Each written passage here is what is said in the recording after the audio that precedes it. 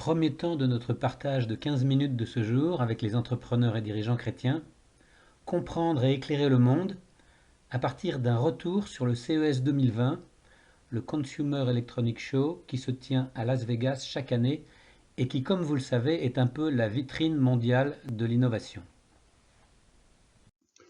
Donc cette année, on décèle un grand signe d'espérance, mobilité pour tous, et on va vous faire découvrir avec un retour en arrière sur 2, 3 années ce qui s'est passé au juste. Alors vous le savez, le CES, donc c'est la vitrine technologique, c'est les gadgets. On nous montre des futures soucoupes volantes, on nous montre des drones où on mettra 7 personnes et qui seront des sortes d'hélicoptères automatiques. Mais ce qu'il y a d'intéressant, c'est ce qui va avoir de l'impact dans nos vies. Et là, on avait des bons signes. Donc, en termes d'impact, il y a une technologie impressionnante, c'est la technologie sans chauffeur, driverless. Et au début, celle-ci, en 2015, elle était présentée un peu comme un gadget, le salon roulant pour les hyper riches, où vous avez une pièce supplémentaire de votre appartement très luxueuse, très feutrée, avec des écrans partout, où vous allez vous réfugier, et en même temps, ce salon va vous déplacer d'un point A à un point B pour que vous soyez en forme à votre prochain rendez-vous. Donc c'était vu un peu un gadget pour nantis, mais finalement, quand on raisonne et qu'on regarde uniquement la technologie et qu'on change le form factor, c'est-à-dire l'emballage, ben, on trouve en mettant les mêmes sensors et les mêmes algorithmes qu'on peut mettre ça dans la petite mode de beurre à droite ou à gauche dans des espèces de compartiments qui vont, comme c'est montré dans ce film, ben, se coupler, se découpler. Vous voyez un compartiment de 8 personnes qui se couplent tout en roulant. Ensuite, les séparations s'ouvrent et on vous dit pour ceux qui veulent aller directement à Annecy-le-Vieux, passez devant. Pour ceux qui veulent s'arrêter à Sainte-Bernadette, restez derrière. Et puis, vous êtes notifié par l'application. Les gens changent de comportement, comme vous le voyez ici. Et la voiture se découple ou l'espèce de bus se découple. Donc c'est merveilleux, c'est la promesse de la mobilité pour tous et une mobilité collective.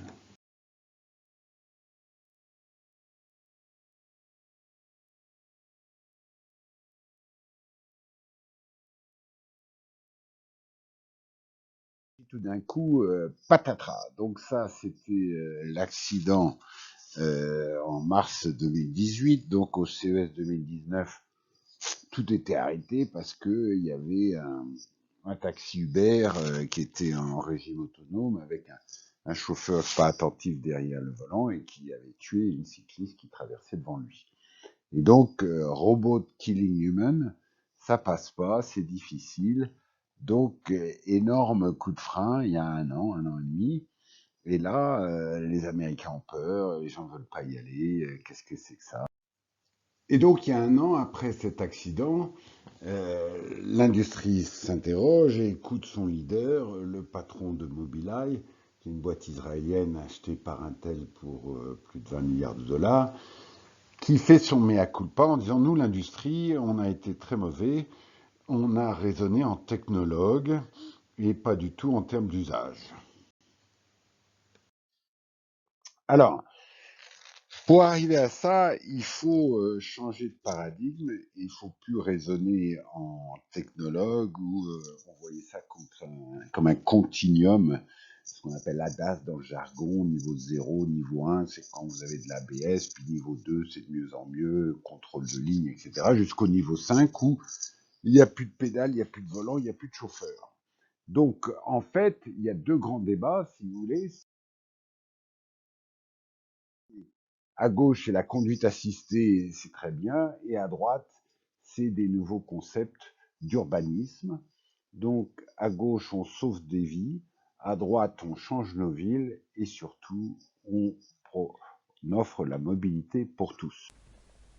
Deuxième temps de notre partage, grandir dans la foi grâce aux Écritures et aux encycliques du pape François. Donc, cette année, nous étudions Laudato Si, l'encyclique du pape François, où au paragraphe 61, il fait le constat qu'il faut regarder la réalité avec sincérité pour constater qu'il y a une grande détérioration de notre maison commune, mais en même temps, il nous invite à regarder les signes d'espérance. Donc l'espérance nous invite à reconnaître qu'il y a toujours une voie de sortie, que nous pouvons toujours repréciser le cap, que nous pouvons toujours faire quelque chose pour résoudre le problème. Donc c'est fort de ces encouragements que nous regardons ce qui peut être fait et ce qui devrait être fait le plus tôt possible et en essayant de nous y associer. Alors, dans ce domaine, au CES 2020, deux bonnes nouvelles, deux surprises en quelque sorte, qui redonnent le moral. Alors, la surprise, c'est pas tellement que la techno marche. Vous le voyez ici, c'est dans les rues de Tel Aviv. Ouais, il y va quand même. Donc vous voyez la voiture mal. à droite qui s'engage sur le carrefour, Il s'engage. qui force légèrement le passage. Vous voyez ce que voit l'ordinateur à gauche. Et voilà, donc il s'adapte complètement aux conditions locales. Il a pris les règles de conduite de Tel Aviv pour s'adapter au trafic. Donc ça marche, c'est pas vraiment une surprise et c'est beaucoup plus fiable que la conduite humaine. Alors, la bonne nouvelle, c'est que l'année dernière, en 2019, le patron de Mobileye avait demandé dans cette conférence à toutes les autorités de répondre à 120 questions que l'algorithme pose quand on lui donne le code de la route. Parce que le code de la route, bon, on comprend, nous, mais la machine, quand on lui dit quand t'as pas la priorité, tu peux pas rentrer dans le trafic si tu perturbes le trafic. Et vous avez assisté comme moi à cette scène du débutant qui n'ose pas pénétrer, puis tout le monde klaxonne derrière. Et en fait, la réalité, c'est qu'il ne faut pas trop perturber le trafic. Et là, l'ordinateur ressort des tas de questions. Raconte-moi ce que ça veut dire pas trop perturber le trafic. Et vous l'avez vu, à la mode de Tel Aviv, ça veut dire ça. À la mode de Paris, ça veut dire autre chose. Donc chaque ville va avoir ses règles. Eh bien, l'appel de Mobileye qui demandait aux autorités de répondre à ces 120 questions a été entendu et le gouvernement israélien qui était dans ce panel a dit oui, les 120 questions, on y aura répondu courant de l'année 2020 et on va mettre tout ça dans une plateforme open source, c'est-à-dire disponible à tous. Et donc si vous, opérateur de véhicules autonomes, vous suivez ces 120 règles, eh bien nous, on vous autorise à circuler et on limitera votre responsabilité en cas de problème. Donc voilà, c'est robotaxi sous toutes ses formes. C'est un bon terme, robotaxi, ça dit bien ce que ça veut dire. Donc vous avez la forme luxueuse ici en bas du taxi Uber sans chauffeur. On a vu d'autres formes avant. C'est toujours le form factor.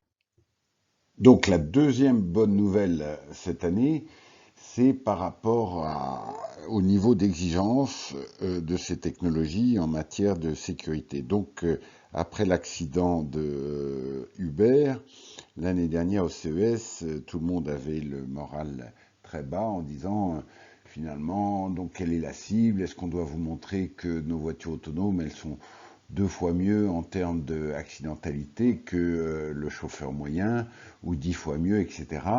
Et la réponse cette année est devenue assez claire de l'autorité compétente dans chaque État, chaque ville. Il y avait la Floride, il y avait Israël, etc. C'est dire non, uniquement que vous êtes au moins aussi bien que le chauffeur humain. Et on a compris qu'avec le temps, ça va s'améliorer. Donc ça, c'était une énorme bonne nouvelle. Donc, pour conclure, vous avez compris que c'est une technologie sans chauffeur qui va avoir beaucoup d'impact dans nos vies et qui va permettre la mobilité pour tous. Et quand on parle mobilité pour tous, on doit parler d'abord des personnes les plus démunies, les plus fragiles. Donc cette application à droite, très intelligente, vous avez les senseurs, vous avez l'algorithme, et pour piloter des sièges d'handicapés dans les aéroports pour permettre aux personnes d'aller d'une porte à une autre. Pour les aéroports, c'est un énorme coût. Vous avez tous vu ces 4 ou 5 personnes qui attendent chacun derrière leur siège de pouvoir transporter la personne. Et ben demain, des aéroports sont en train de s'équiper. Vous aurez ces petits sièges autonomes qui roulent à 5 à l'heure, qui font peur à personne et qui auront automatiquement de la porte 46 à la porte 19 sans écraser les pieds de chacun. Donc ça fait pas peur, c'est facilement acceptable, etc. Et l'autre dimension de la mobilité pour tous, c'est les exclus du monde du travail aujourd'hui, à savoir notamment dans les zones où il y a peu de transports communs. Quelqu'un qui trouve un boulot au SMIC à 35 km de chez lui et qui n'a pas de voiture, ben, il ne peut pas le prendre. Donc bien sûr, il y a des assos qui essayent de répondre à ce besoin, mais demain, ça va être la petite mode de beurre qui viendra chercher la personne tous les matins, qui lui fera faire ses 35 km, et le coût sera environ divisé par 10, parce que la voiture, elle fera du covoiturage, et elle circulera 95% du temps. Vous avez compris, la mobilité du futur, mobilité pour tous, on va passer de temps perdu à temps de qualité, et pas uniquement avec ces images de salon pour milliardaires, mais surtout de mobilité personnelle à mobilité pour tous. Et c'est ça le signe d'expérience extraordinaire. Alors, est-ce qu'on l'a déjà fait par le passé? Eh bien, il suffit de se plonger dans les archives parisiennes. Et on voit ici une photo de Paris en 1912 où il y avait 1 million de chevaux. Et vous voyez, 10 ans plus tard, bon c'est sûr, il y a eu la Première Guerre mondiale entre les deux. Tous les chevaux ont été massacrés sur la Marne, puis il y a l'histoire des taxis de la Marne qui a rendu la voiture populaire.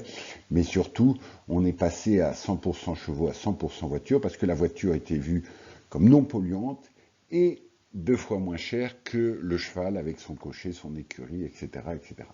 Donc vous voyez, une transition comme celle-là peut aller vite. Et notre espérance, c'est que la transition vers le passage de la mobilité pour tous puisse aussi aller vite.